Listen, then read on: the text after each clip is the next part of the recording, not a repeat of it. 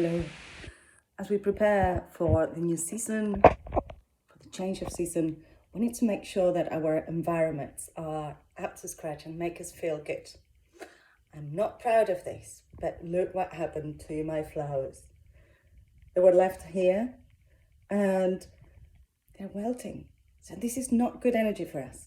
We need to take them away, replace them, wash the vase and have our places nice and sparkling.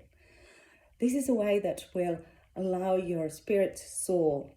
And it's not just about cleaning, but it's about cleaning that energy. This is old energy and we need new energy. So today I'm going to go and get myself a nice bunch of flowers just for myself and put it in a vase. And flowers are like fire. It sparks new spirit to your home. Namaste.